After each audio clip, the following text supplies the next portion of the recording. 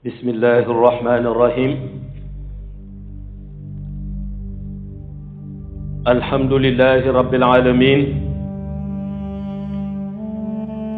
اللهم صل على سيدنا محمد الفاتح لما أخلق والخاتم لما سبق ناصر الحق بالحق والهادي إلى صراطك المستقيم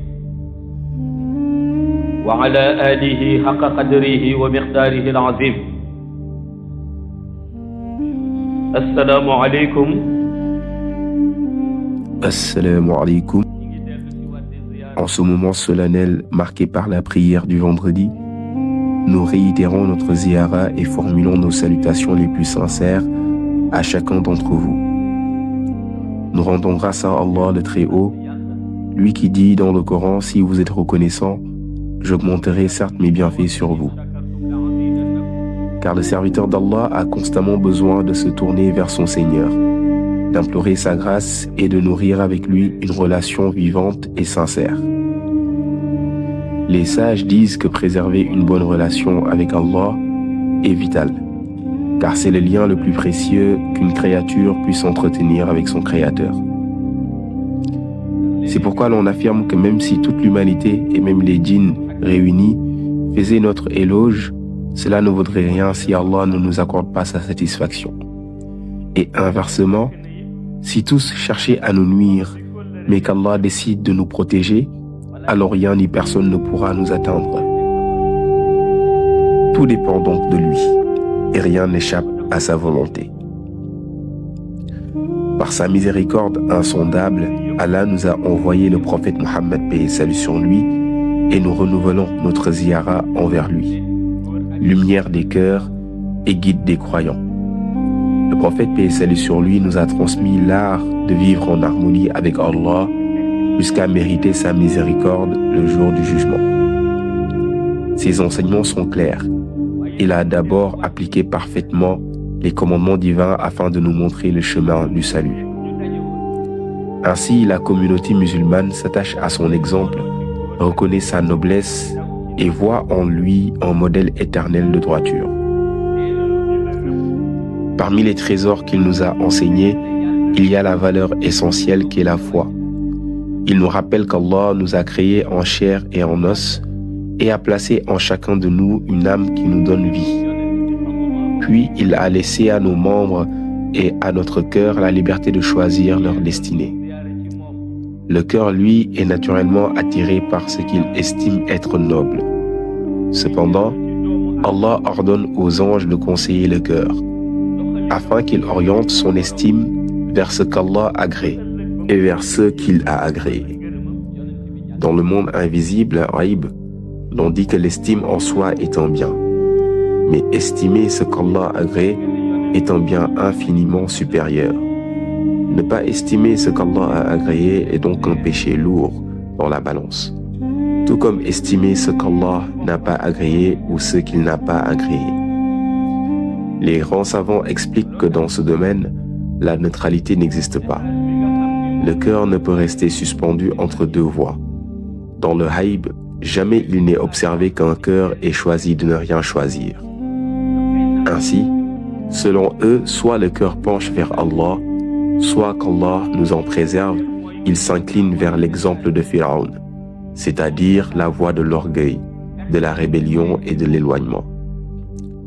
Par ces propos, il est sous-entendu que l'être humain dispose d'un choix, du choix d'accomplir le bien ou de s'engager dans le mal.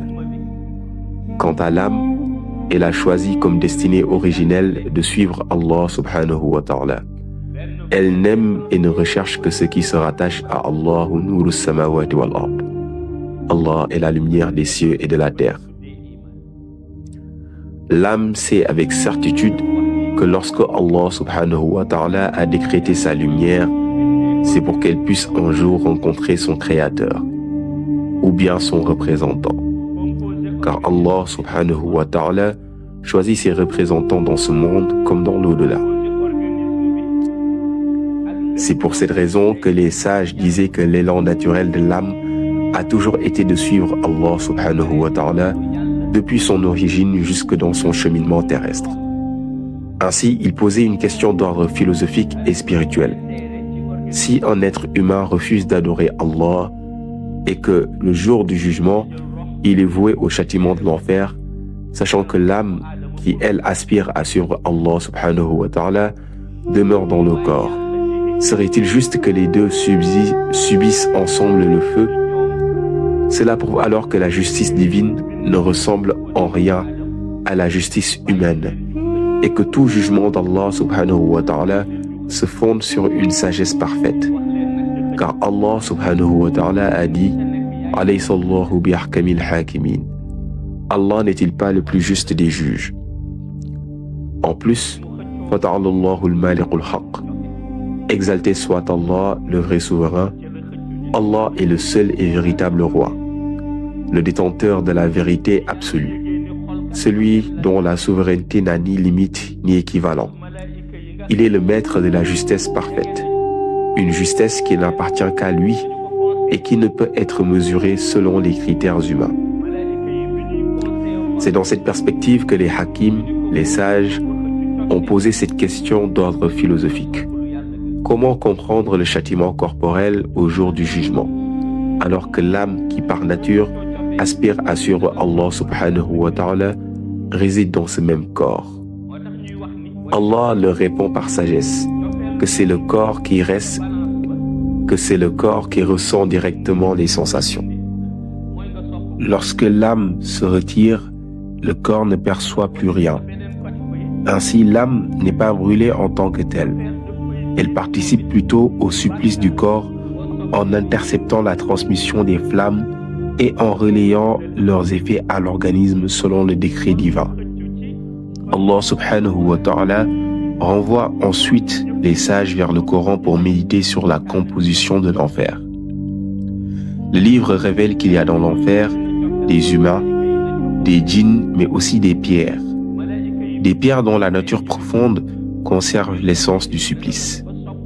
Ce sont elles qui transmettent cette intensité aux âmes, lesquelles, à leur tour, la communiquent au corps de ceux qui ont refusé de servir Allah. C'est pourquoi le prophète sallallahu alayhi wa sallam enseigne que l'âme a toujours choisi de servir Allah subhanahu wa ta'ala. De même, il nous apprend que le cœur, lorsqu'il s'oriente vers l'istiqama, la droiture, et l'âme, lorsqu'elle suit Allah subhanahu wa ta'ala, ne peuvent cohabiter en parfaite harmonie que si Allah subhanahu wa ta'ala place entre eux la foi. La foi est une lumière subtile, une essence sacrée qui permet l'entente et l'équilibre entre le cœur et l'âme. Grâce à elle, l'âme s'accorde avec le cœur. Si le cœur choisit la droiture, l'âme l'oriente vers ce qu'Allah subhanahu wa ta'ala a agréé et vers ce qu'il aime. Et inversement, si l'âme s'élève vers Allah subhanahu wa ta'ala, le cœur l'accompagne, s'active et renforce la volonté intérieure, ainsi naît dans l'organisme tout entier la motivation sincère de servir Allah et de marcher sur la voie qu'il a tracée. Ainsi, lorsqu'Allah retire la foi d'un être, un désaccord profond s'installe immédiatement entre le cœur et l'âme. Privée de cette lumière qui fait l'unité intérieure, l'âme adopte alors une forme de vengeance spirituelle. Elle qui a été créée pour servir Allah se retrouve entravée par un organisme qui ne la motive plus à cheminer vers son Seigneur. Dès lors, l'âme demeure animée par cette tension, cette opposition jusqu'à la mort. C'est pourquoi il est inutile de déclarer la guerre à quelqu'un qui n'a plus la foi. Son propre âme lui déclare déjà la guerre. Et ce, jusqu'à la fin de sa vie. Quant au cœur, lui qui était naturellement programmé pour l'estime, finit par sortir du cercle de ceux qu'Allah subhanahu wa ta'ala a agréés, pour se tourner vers ce qu'Allah n'aime pas. Allah subhanahu wa ta'ala dit que chacun, au jour du jugement, portera la responsabilité de sa propre situation. Car la faillite intérieure ne commence pas dans l'au-delà. Elle prend racine dès ce monde du témoignage. Alamul shahada, lorsque l'organisme, le corps, le cœur, la volonté ne répond plus à ses prérogatives spirituelles. Il refuse de prêter attention à la foi qui lui a été retirée. Et ce retrait provoque un désaccord profond entre le cœur et l'âme, jusqu'à ce que l'âme elle-même entre en conflit avec lui. Au plan spirituel, cela signifie que l'âme est naturellement destinée à suivre Allah subhanahu wa ta'ala. C'est sa direction originelle, son orientation intime. Il appartient alors à chacun de ne pas gâcher cette pure orientation. Il faut accompagner l'âme dans sa servitude, l'aider à rester attaché à son Seigneur par le rappel, le zikr. Car Allah subhanahu wa ta'ala dit « Wa zikrullahi al-akbar » et le rappel d'Allah est certes ce qu'il y a de plus grand. Lorsque l'on parle du zikr, il faut comprendre que ce terme recouvre une dimension très vaste. Tout ce qui rappelle Allah subhanahu wa ta'ala est du zikr. Les invocations dans la prière, la récitation du Coran, l'apprentissage de ses noms sublimes, la méditation, la gratitude, la louange, le zikr est une porte immense qui relie le serviteur à son Seigneur. Cependant, malgré cette ampleur, Allah subhanahu wa ta'ala veut que le croyant se distingue dans un domaine précis, qu'il s'élève par une spécialité spirituelle après s'être conformé aux prescriptions divines et aux recommandations du prophète sallallahu alayhi wa sallam. Et parmi ces recommandations, l'une des plus fondamentales est la prière sur le prophète Muhammad sallallahu alayhi wa sallam. Ô vous qui avez cru, priez sur lui et adressez-lui vos salutations. C'est un appel d'Allah subhanahu wa ta'ala aux croyants pour honorer le prophète sallallahu alayhi wa sallam, lui envoyer des bénédictions parfaites et des salutations de paix. Car même si Allah est le Créateur suprême, celui qui n'a besoin de se spécialiser en rien, lui qui possède toutes les perfections, il dit pourtant, certes Allah et ses anges prient sur le prophète. Si Allah lui-même et ses anges prient sur le prophète, combien plus le croyant doit-il s'engager? C'est donc une incitation claire, en honneur et une clé spirituelle pour toute élévation. Cependant, la foi appartient à Allah subhanahu wa ta'ala. C'est lui qui la dépose dans les cœurs et lui qui la retire selon sa sagesse. C'est pourquoi les sages demandaient constamment dans leurs invocations que leur foi soit préservée. Le prophète sallallahu alayhi wa sallam lui-même a enseigné que la foi est sacrée, précieuse et difficile à conserver. Il a dit que si l'on voyait une personne dont la foi a été retirée cette année, puis qu'on la retrouvait l'année suivante, on constaterait un changement profond et presque méconnaissable. Ce qu'il y a de plus grave, c'est que lorsque la foi est retirée, la personne en vient à penser que tout ce qu'elle accomplissait de bien, prière, adoration, effort spirituel, n'était qu'une perte de temps. Alors que lorsque la foi habitait son cœur, elle accomplissait ses actes avec enthousiasme, avec envie, comme une évidence naturelle. Je suis musulman, il est normal que je serve mon Seigneur. La foi change la vision, l'énergie, la motivation et même la perception du bien. Sans elle, tout semble lourd et dépourvu de sens. Avec elle, tout devient lumière et douceur.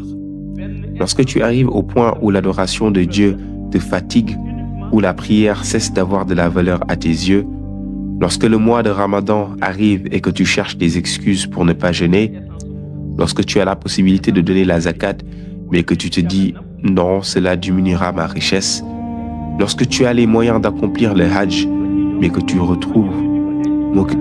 trouves des raisons pour t'en détourner, quand toutes ces résistances s'accumulent dans ton cœur, sache que tu fais face à un problème profond. Et ce problème n'est pas ordinaire. C'est un problème de foi retirée, une épreuve spirituelle dont la solution est difficile, car elle touche au lien le plus intime entre le serviteur et son Seigneur. C'est pour cela que, à travers les époques, tu entends les sages implorer que Dieu nous laisse avec notre foi. Ils savaient que tout enthousiasme pour prier,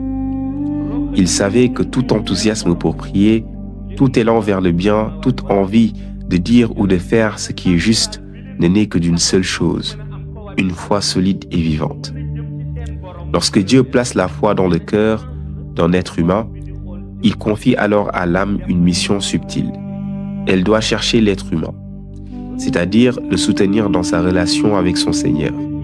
Cette âme devient comme un compagnon intime, un ami spirituel proche. Chaque matin, elle l'interpelle.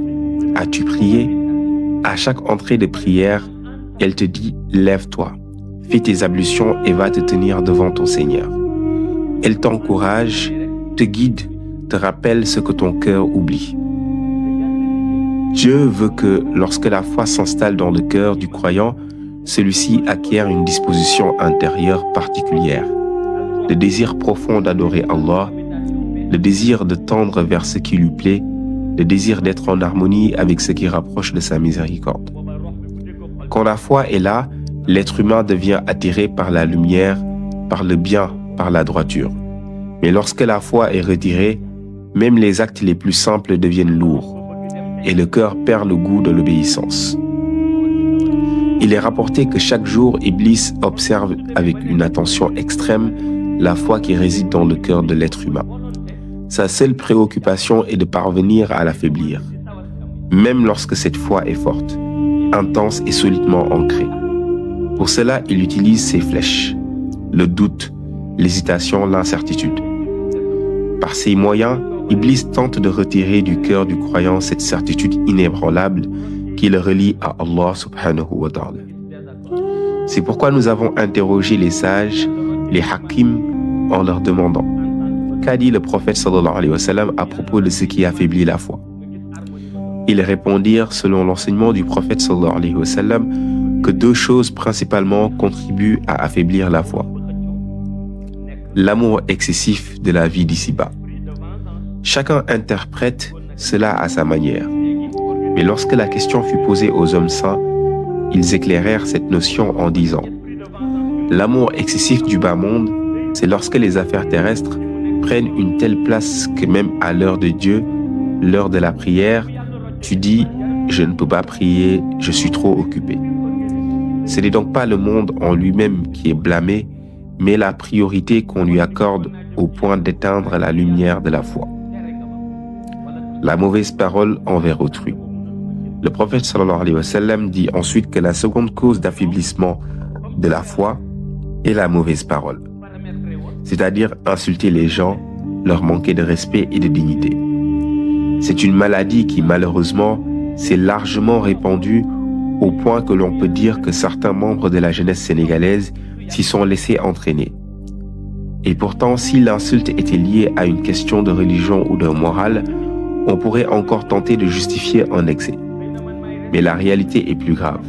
Ces insultes sont souvent gratuites, sans aucune cause valable, sans conscience ni retenue. Or, la jeunesse qui représente la force, l'avenir et l'espoir d'une nation devrait être la première à cultiver la noblesse du comportement, le respect, la parole juste et la retenue. Car toute mauvaise parole est un projectile lancé contre sa propre foi. Et chaque insulte est une fissure dans la lumière du cœur. Au Sénégal comme ailleurs, il est urgent de cesser de se laisser manipuler par les politiciens. Aujourd'hui, plus personne ne respecte plus rien à cause d'eux.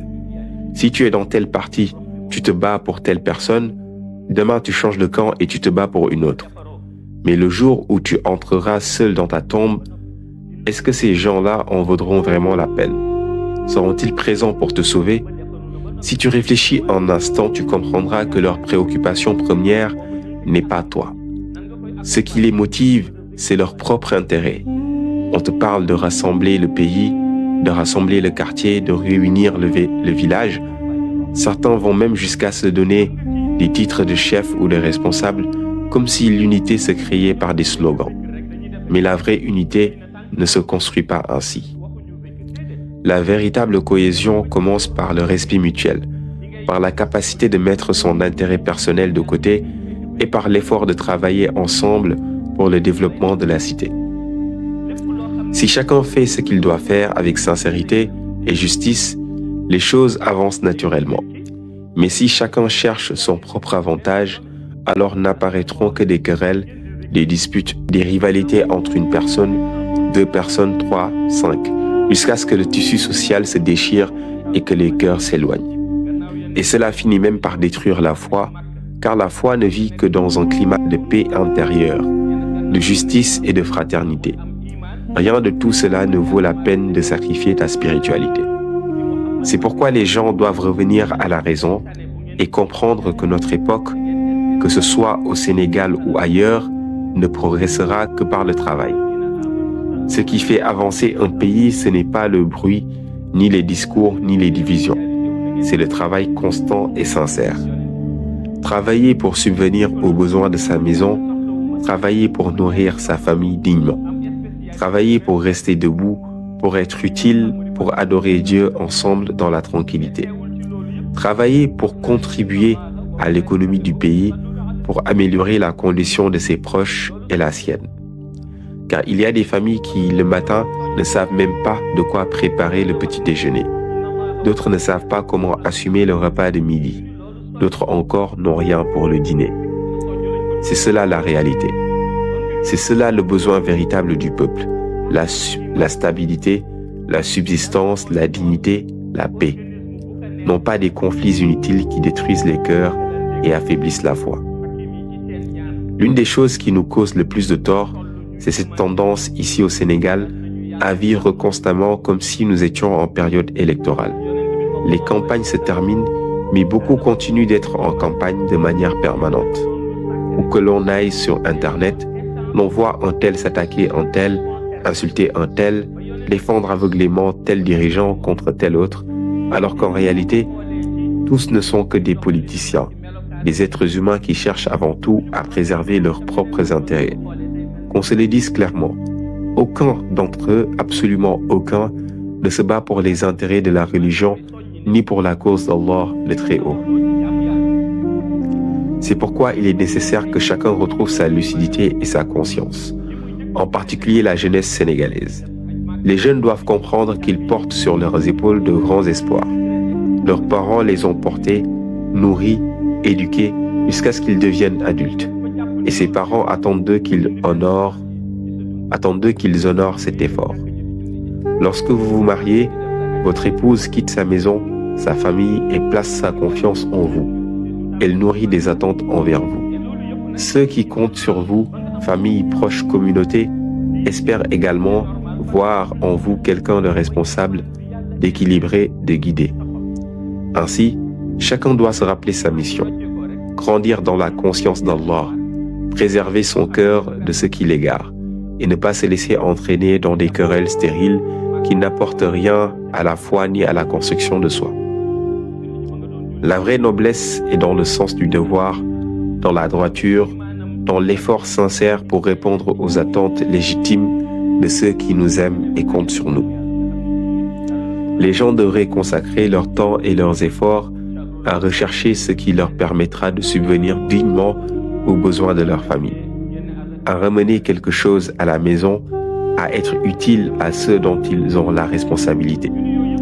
Mais lorsque l'on observe ce qui se passe aujourd'hui, on se rend compte que tout cela correspond parfaitement aux signes que le prophète paix et salut sur lui avait annoncé au sujet de la fin des temps, Akhir Zaman. Allah dit que lorsque le monde s'écroulera, lorsque les choses passeront aussi rapidement qu'un voyageur en route, cela fera partie des signes annonciateurs. Or, les jeunes, ceux-là même qui représentent la force, la vitalité, la capacité de porter le monde en avant, semblent aujourd'hui perdre leur mémoire, leur orientation, leur véritable raison d'être. La situation est devenue telle que l'on a l'impression que beaucoup ont perdu la raison. Ils passent leurs jours et leurs nuits dans des activités futiles, sans aucun bénéfice pour leur foi, leur esprit, ni pour leur avenir. Ils s'occupent de choses sans valeur, mais ne réalisent pas qu'ils sont en train d'épuiser leur vie dans le vide. Et cela aussi est une maladie profonde, l'une des plus dangereuses qui frappe notre société actuelle. Beaucoup se laissent entraîner dans la ferveur politique, au point de suivre aveuglément des dirigeants qu'ils ne connaissent même pas réellement. Peut-être est-ce parce que la plupart n'ont jamais eu l'occasion de rencontrer ces politiciens, de voir qui ils sont véritablement. Car si tu te retrouves seul face à face avec n'importe lequel d'entre eux, aucun ne te dira « fais une prière surrogatoire, nafila pour moi, ou invoque Allah pour qu'il purifie mon cœur, qu'il raffermisse ma foi. Non. Ce qu'ils te demanderont, c'est prie pour ma victoire, prie pour ma réussite électorale. Ils ne te parleront que de leurs intérêts matériels, de leurs ambitions personnelles et jamais de leur intérêt de la religion ni de ce qui y rapproche d'Allah. C'est pourquoi il est essentiel de revenir au vrai sens de la responsabilité. Le dialogue constructif, l'écoute, le respect mutuel sont les seuls moyens d'avancer et de défendre ses intérêts de manière noble. Les disputes, les insultes, les conflits vides de sens ne mènent nulle part. Ils ne font qu'éloigner les cœurs, détourner les esprits et masquer les véritables enjeux de notre société. Revenons à la lucidité, à l'équilibre, à ce qui nourrit l'âme, car c'est dans la sagesse, la conscience et la sérénité que se trouve la vraie réussite. Car ce que Dieu a décrété est inébranlable. Allah dit dans le Coran, « Ma yaftahi Allahu linnas min rahmatin fala mumsika laha, wa ma yumsik fala mursila lahu min ba'dihi. » Ce que Dieu accorde comme miséricorde à une âme, nul ne peut le retenir, et ce qu'il retient, nul ne peut l'envoyer en dehors de lui. Ainsi, ce qui est inscrit dans le destin d'une personne, même si le monde entier s'unissait pour l'empêcher, cela n'aurait aucun effet. Personne ne peut intercepter ce qu'Allah a décrété. De même, ce que Dieu n'a pas destiné pour toi, même si tous les humains et les djinns se rassemblaient pour te le faire parvenir, cela ne t'atteindrait jamais avant que Dieu ne l'ait voulu. Telle est sa parole, telle est sa sagesse éternelle.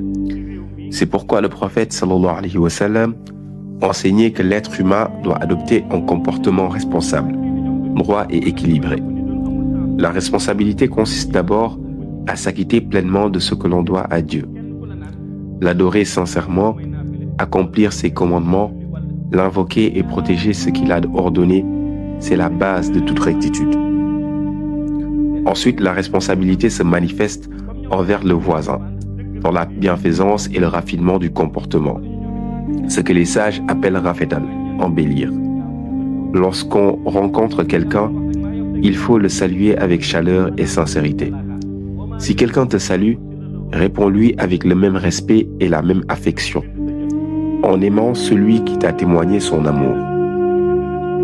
Et surtout, veille à ne jamais nuire, ne crée pas de problème, ne dérange pas, ne fais pas de tort. Voilà le vrai comportement entre un individu et son voisin.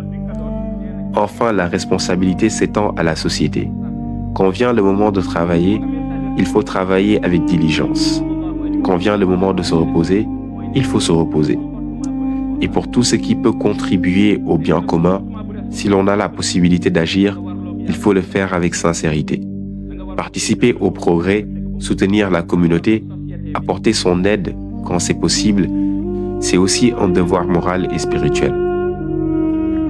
Le prophète sallallahu alayhi wa sallam a enseigné que celui qui vit selon cette conduite, fidélité envers Dieu, bienveillance envers les autres et engagement envers la société, marche sur la voie droite.